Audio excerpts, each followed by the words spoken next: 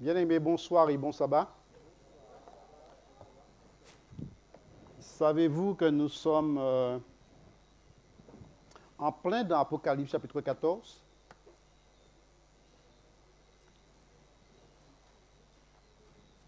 Savez-vous que nous sommes en plein dans Apocalypse 14, verset 6? Que dit Apocalypse 14, verset 6? Craignez Dieu et donnez-lui gloire, car l'heure de son jugement est. Et qu'est-ce que le texte nous demande de faire? Adorer celui qui a fait le ciel, la terre, la mer et les sources d'eau. Qui a créé toutes ces choses? C'est Dieu. Celui qui avait dit, souviens-toi du jour du repos pour le sanctifier.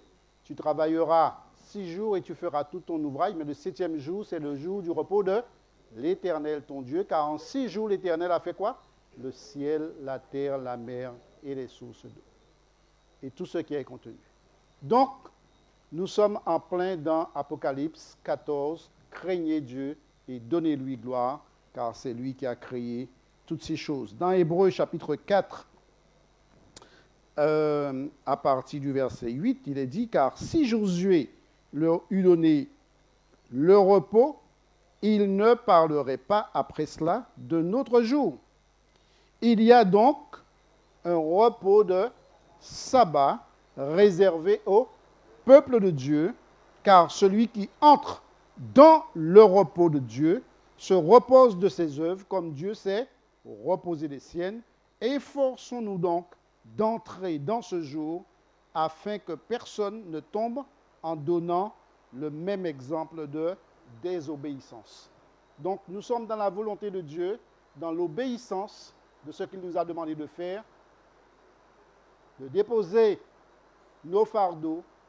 Nous avons 6 jours pour faire tout ce que nous avons à faire et le 7e, c'est pour lui et pour lui seul. Donc aujourd'hui, c'est quel jour? Le jour du sabbat. Je vous invite à vous tourner vers votre voisin, vers votre frère, votre soeur et de lui souhaiter un joyeux sabbat et en prononçant sur lui ou sur elle une bénédiction, la bénédiction que Dieu réserve pour ceux qui l'aiment et qui gardent sa parole. Nous tournons les uns vers les autres et nous nous souhaitons un bon sabbat avec une bénédiction. Prochaine fois, nous allons apprendre le chant avec le couplet. Et c'est un très beau chant, pour ceux qui le connaissent, de sorte que nous puissions toujours nous rappeler que quand le vendredi soir, le coucher du soleil arrive, eh bien, nous ne sommes plus sur notre temps, mais nous sommes sur le temps de Dieu. Je vous invite à lever vos yeux parce que le roi arrive, comme nous l'avons fait chaque soir. Je crois que hier était jeudi, je crois que c'est mercredi que nous avons parlé du braquage qui a eu lieu au Louvre. C'était hier? Hier, nous avons donc parlé du braquage qui a eu lieu au Louvre. Un braquage qui a duré combien de temps? 7 minutes. Et on est rentré dans la galerie je l'ai trouvé, la galerie des antiques. Et on a volé Jonathan, reste connecté avec moi. On a volé donc des objets de très grande valeur. Et nous avons dit que si cela s'est passé dans un musée aussi célèbre, au cœur de Paris, c'est parce qu'il y avait certainement une faille au niveau de la sécurité. Nous avons aussi dit qu'en règle générale, nous protégeons ce qui nous est précieux et ce que nous chérissons. Mais pour Dieu et pour le chrétien, rien, frères et sœurs, n'a plus de valeur que la vie éternelle. Et c'est ce que nous sommes appelés à chérir. Je vous le dis parce que la Bible dit que pour Dieu, ce qui a de la valeur, c'est la vie éternelle. Car Dieu a tant aimé le monde, qu'est-ce qu'il a fait? Il a donné son Fils unique. Il est mort, Jésus-Christ est mort dans un but et dans le seul but qu'aucun de nous ne périsse, mais que nous ayons la vie éternelle. Et celui qui croit en Jésus, eh bien, il reçoit aussi cette vie éternelle. Parce qu'à ceux qui ont cru, à ceux qui l'ont reçu, Dieu nous donne le pouvoir de devenir enfants de Dieu. Et c'est ce que nous sommes.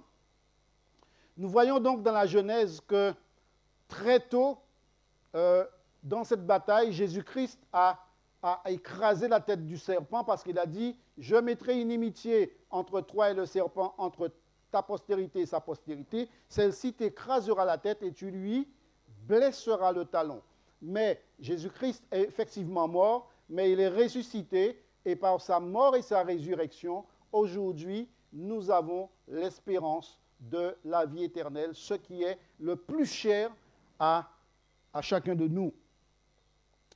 Nous avons dit que vraiment c'est une bataille où chacun va donc porter une marque ou un sceau, soit le sceau de Dieu, soit la marque de la bête. Ceux qui ont fait des choses de ce monde, ce qui a de plus de valeur pour eux, recevront quelle marque selon vous? Celui dont l'adversaire de nos âmes est le chef et à la tête, d'accord? Il est à la tête de cet empire et par conséquent, tous ceux qui sont comme lui, c'est leurs deux poches, ce sont leurs terrains, leur argent, leur maison, leur or et leurs bijoux, ces choses-là, eh bien, ils recevront la marque. Mais pour ceux qui auront fait de Dieu, eh bien, leur Dieu, leur Père, ils ont fait de la vie éternelle leur héritage, ils recevront quoi? Le sceau de Dieu. C'est ce que nous avons dit. Donc, nous avons aussi prié pour que nous puissions protéger ce qui nous importe le plus, parce que la déclaration de Jésus nous tient à cœur. Je viens bientôt, retiens ce que tu as afin que personne ne prenne ta couronne. La richesse, nous l'avons déjà, la couronne, nous l'avons déjà, et il nous faut garder précieusement cela, il nous faut le protéger, parce que cela nous importe de garder afin que personne ne prenne notre couronne. Nous avons aussi dit que beaucoup de chrétiens pensent aller bien parce qu'ils ont une vie stable, ils ont un bon confort, ou parce qu'ils sont actifs dans l'Église. Mais ce n'est pas suffisant. Quand on s'appuie sur ses propres forces, sur ses réussites ou sur ses ressources, on passe à côté de la dépendance à Dieu, parce que la vraie richesse, ce n'est pas ce que l'on possède, mais la présence du Christ en nous. Eh bien, vous savez, j'ai cherché, parce que je me suis dit, ça pourrait être une phrase, et on pourrait associer cette phrase à de la philosophie, mais ce n'est pas de la philosophie, c'est biblique, parce que je l'ai trouvé dans Luc chapitre 12, versets 16 à 20. C'est un résumé de ce que nous venons de voir. Et il leur dit en parabole, il s'agit de Jésus. Les terres d'un homme riche avaient beaucoup rapporté, et il raisonnait en lui-même, disant, que ferai-je, car je n'ai pas de place pour serrer ma récolte. Voici, dit-il, ce que je ferai. J'abattrai mes greniers, j'en bâtirai de plus grands, j'y amasserai toute ma récolte et tous mes biens, et je dirai à mon âme, quoi? Tu as beaucoup de biens en réserve pour plusieurs années, repose-toi, mange, bois et réjouis-toi. Ce n'est pas le comportement de ceux qui ont des richesses aujourd'hui. Ben, ils peuvent voyager en première classe, mais ils préfèrent voyager en jet privé. Non seulement ils possèdent les compagnies de croisière, mais ils ont leur yacht privé. Qui n'aimerait pas avoir un yacht privé aujourd'hui? Ou un jet privé?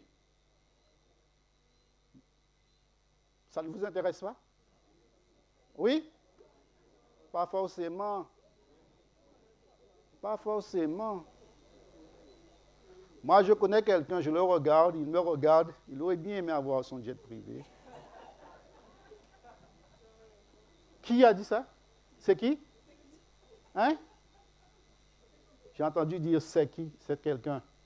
Quand je ne vais pas nommer son nom. Il aurait aimé avoir son yacht privé, et son jet privé, comme on dit. Mon âme, tu as beaucoup de biens en réserve pour plusieurs années. Repose-toi, mange, bois et réjouis-toi. Mais Dieu lui dit, insensé, cette nuit même, ton âme te sera redemandée, et ce que tu as préparé, pour qui cela sera-t-il? Il en est ainsi de celui qui amasse des trésors pour lui-même et qui n'est pas riche pour Dieu. Dieu a-t-il un problème avec la richesse? Non. Il n'a pas de problème avec la richesse. Cet homme, c'était un homme d'affaires prévoyant, un homme capable de planifier le rendement à long terme de sa fortune, mais il avait un problème. Quel était son problème? L'avez-vous identifié? Si Dieu n'a pas de problème avec la richesse et que cet homme avait un problème, quel était son problème? Comment? L'orgueil. Eh bien, il a confondu un simple moyen de subsistance avec les objectifs ultimes de sa vie. Ce qu'il avait, c'était un simple moyen de survivre, de subsistance. Mais il a confondu cela avec les objectifs ultimes de sa vie. Et l'objectif ultime de la vie de chacun de nous, c'est de savoir où nous passerons l'éternité. Soit avec Dieu, soit avec l'adversaire de Dieu. Lui, il a dit, mange, bois, réjouis-toi, et voilà. Au lieu d'accumuler pour vivre, il s'est consacré à faire quoi? À vivre pour accumuler. Vous avez vu la différence entre les deux? Au lieu d'accumuler pour vivre, il s'est consacré à vivre pour accumuler, oubliant que, à la fin de tout, il y a des comptes à rendre. Eh bien, frères et sœurs, je vais vous inviter dans un premier temps à prier. Parce qu'il se pourrait que nous aussi, nous ayons ce comportement d'accumuler pour vivre. Alors que ce que Dieu nous demande, c'est de vivre. Ah, pardon. Au lieu de vivre pour accumuler, c'est d'accumuler pour vivre. Et particulièrement, si nous voulons vivre la vie éternelle, nous sommes appelés à accumuler quoi? Nous sommes appelés à accumuler quoi pour la vie éternelle? Ce qui nous importe le peu, il nous faut le protéger. C'est quoi? C'est la vie éternelle. La vie éternelle, c'est quoi? C'est qu'ils te connaissent, toi le seul vrai Dieu, et celui que tu as envoyé, il s'appelle comment?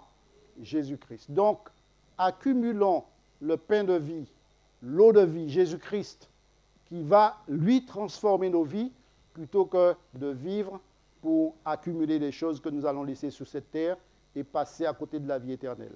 Je disais qu'il se pourrait que beaucoup d'entre nous rêvent d'accumuler beaucoup de choses, mais nous allons les laisser. Et ce soir, nous allons demander à Dieu de renverser en nous cette tendance que nous avons, parce que nous n'avons pas notre destination finale, ce n'est pas la terre, mais c'est le lieu que Christ est allé nous préparer quand il nous a dit, je vais vous préparer une place, et lorsque tout sera prêt, je reviendrai, je vous prendrai avec moi, afin que ce que je vous ai préparé, je vous y amène, que vous y soyez, et que vous y soyez pour l'éternité. Donc nous allons prier dans ce sens, pour tous ceux qui ont cette tendance à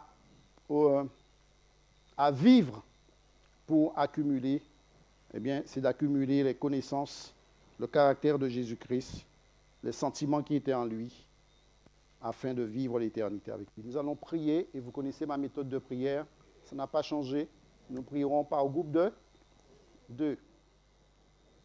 Dans Exode chapitre 19, il est rapporté que Moïse vint rapporter au peuple toutes les paroles de l'Éternel et toutes les lois.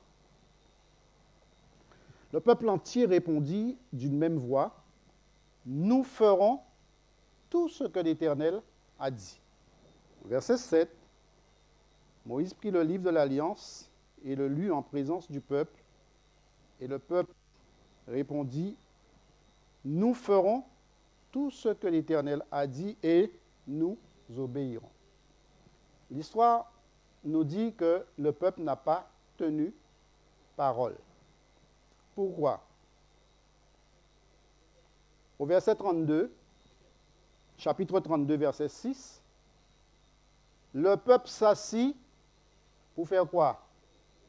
Pour manger et pour boire, ils se levèrent, puis se divertirent. 6 semaines après qu'ils aient prononcé les premières paroles, nous ferons tout ce que l'Éternel a dit et nous obéirons. 6 semaines plus tard, voilà le peuple qui va demander un veau d'or, qui va s'asseoir pour manger, pour boire et pour se divertir.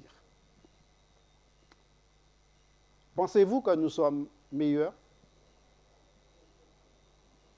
N'avons-nous pas une tendance à vouloir boire et manger, nous divertir?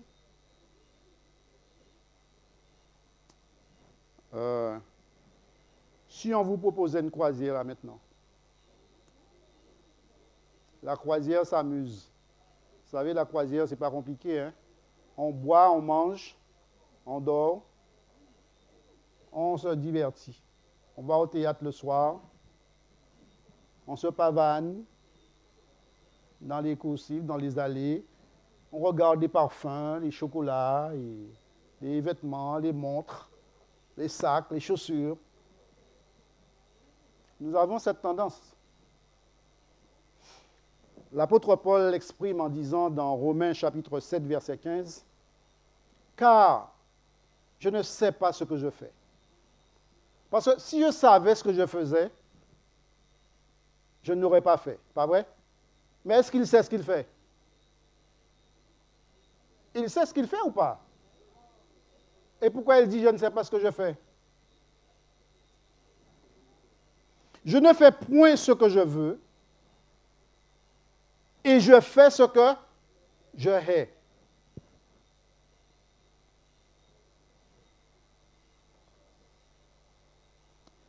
Il reconnaît là sa faiblesse. Il reconnaît qu'il est un humain. Il a envie de faire quelque chose, mais il fait le contraire. Cela vous est déjà arrivé? La première chose qu'un disciple de Jésus doit comprendre, c'est sa propre faiblesse. Et la deuxième, ce que Dieu promet de faire dans cette faiblesse et à travers cette faiblesse. C'est pourquoi l'apôtre Paul dit que celui qui est debout prenne garde de tomber.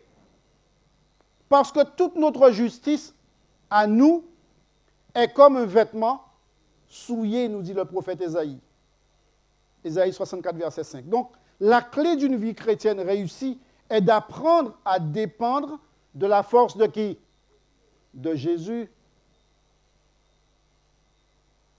Ni par ma force, ni par ma puissance, mais par ton esprit, dit l'Éternel. Dieu ne demande pas à ses enfants de faire de grandes choses, mais de lui abandonner leur vie afin qu'ils puissent faire de grandes choses en chacun de nous. Ce n'est pas nous qui allons faire, c'est Dieu qui va faire en nous. Le peuple fait une promesse et ne tient pas sa promesse quelques semaines après. Nous nous engageons nous aussi et nous démissionnons 2 jours après. Nous marions en janvier et en août, on est déjà divorcés. Vous savez, c'est arrivé vraiment?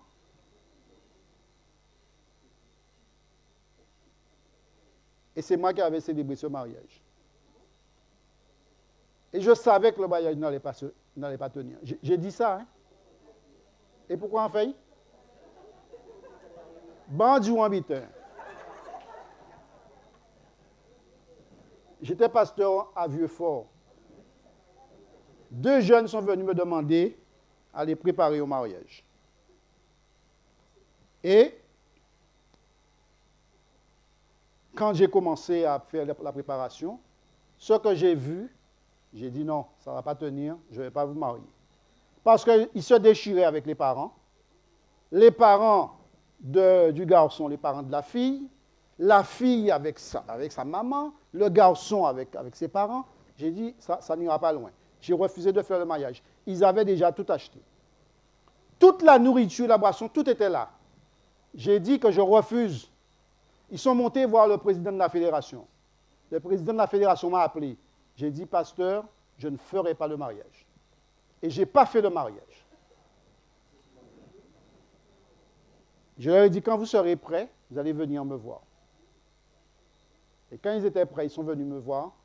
Et la première chose qu'ils m'ont dit, pasteur, nous te remercions de ne nous avoir pas mariés, parce que si tu nous avais mariés, on aurait déjà divorcé. Donc, je sais le faire. Mais il y a des gens qui passent dans les mailles du filet.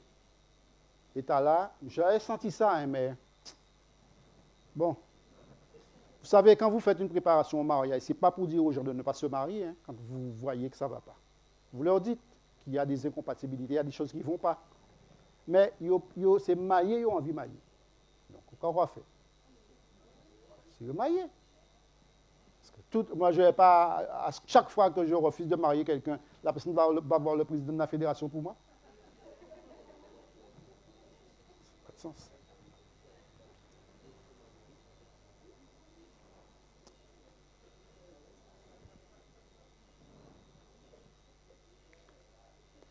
Toute notre justice est comme un vêtement souillé. C'est pourquoi Jésus dit dans Apocalypse 3 à Laodicée, je te conseille d'acheter de moi de l'or éprouvé par le feu. Une autre manière de dire, laisse Dieu te façonner à travers les épreuves. Des vêtements blancs afin que tu sois vêtu et que la honte de ta nudité ne paraisse pas. Te laisser couvrir par la grâce de Dieu et de choisir de vivre dans l'intégrité. Et un collier pour oindre tes yeux afin que tu vois, c'est-à-dire la capacité, nous avons dit hier soir, de voir les choses, pas à notre manière, mais à la manière de Dieu, de voir avec les yeux de Dieu. C'est le conseil que Dieu nous donne parce que notre justice est comme un vêtement souillé. Nous disons que nous sommes, en fait, nous ne sommes absolument rien si nous ne sommes pas entre les mains de Dieu. Dans 2 Corinthiens 15, verset 9, dans 2 Corinthiens 12, verset 9, pardon, il dit « Ma grâce te suffit, car ma force s'accomplit, où cela? Dans ta faiblesse. Dans la faiblesse. Quand tu reconnais ta faiblesse et tu remets ta faiblesse entre les mains de Dieu, eh bien, il dit « Ma grâce te suffit, car ma force s'accomplit dans ta faiblesse. » Dans Philippiens chapitre 1er, verset 6, Paul dit « Je suis persuadé que celui qui a commencé en vous cette bonne nouvelle la rendra comment? Parfaite pour le jour de Jésus-Christ. Le jour de l'éternité, le jour que nous attendons, le jour que nous chérissons. Celui qui commence l'œuvre du salut dans la vie d'un pécheur s'engage à la poursuivre jusqu'au jour du retour du Christ. Car c'est Dieu qui produit en vous le vouloir et le faire selon son bon plaisir. Il ne viendra pas le faire de lui-même si tu ne t'abandonnes pas entre ses mains. Nous choisissons de lâcher prise pour lui. Nous lui disons de faire, et qu'est-ce qu'il fait? Il fait. Il n'attend que cela, que de faire, parce que sans lui, nous ne pouvons rien faire. C'est pourquoi nous avons dit dans Jean 15, verset 4, « Demeurez en moi, et je demeurerai en vous. Comme le sarment ne peut de lui-même porter du fruit, s'il ne demeure attaché au cep, ainsi vous ne le pouvez non plus si vous ne demeurez en moi. » Donc ce soir, le sujet de prière, le deuxième sujet de prière, c'est de demander à Dieu, parce que nous visons l'éternité, nous chérissons l'éternité. Nous l'aurons que dans la mesure où nous demeurons en Jésus-Christ. Comment demeurer en lui? C'est la question. Comment demeurer en lui? Demandons-lui de nous apprendre à demeurer en lui, de manière à ce que nous puissions porter du fruit comme le sarment qui est attaché au cep et qui porte du fruit. Parce qu'autrement dit, quand Christ viendra chercher du fruit, il n'en trouvera pas. Mais comme c'est un Dieu de grâce, Mélo, C et Messaï, Si tu n'es ni froid ni bouillant, je te vomirai de ma bouche. Mais peut-être que je te vomirai de ma bouche. Peut-être. Tandis que la porte de la grâce est encore ouverte, si tu te repens, je n'aurai pas à te vomir. Donc demandons à Dieu de nous apprendre ce soir comment demeurer en lui, à demeurer en lui, pour que nous puissions porter du fruit pour lui, par lui, jusque dans la vie éternelle, parce que sans lui, nous ne pouvons rien faire. Ceux du dehors ne peuvent rien faire sans Christ. Il faut qu'ils parviennent à cette bonne nouvelle. Et les mains de Dieu, ce sont les nôtres. Parce que nous avons dit que nous sommes l'extension de l'action de Dieu. Nos mains sont l'extension de l'amour de Dieu, de la volonté de Dieu à vouloir faire quelque chose. Donc nous terminons ce soir, ou du moins demain sera le dernier message. Je considère que la semaine est pratiquement terminée. Nous aurons une semaine de battement avant de rentrer vraiment en matière du 1er au 16. Et j'aimerais que nous puissions prier pour que la prédicatrice également demeure en Jésus-Christ, afin que ce qu'elle va produire et partager avec vous, eh bien, porte du fruit aussi, que les hommes et les femmes entendent la voix de Dieu, l'acceptent pour leur salut, l'acceptent pour l'éternité. Juste comme l'apôtre Paul, moi aussi, je suis persuadé que celui qui a commencé en vous cette bonne œuvre la rendra parfaite pour le jour de Jésus-Christ. Car c'est Dieu qui produit en vous et en moi le vouloir et le faire selon son bon plaisir. Que Dieu bénisse son Église. Amen.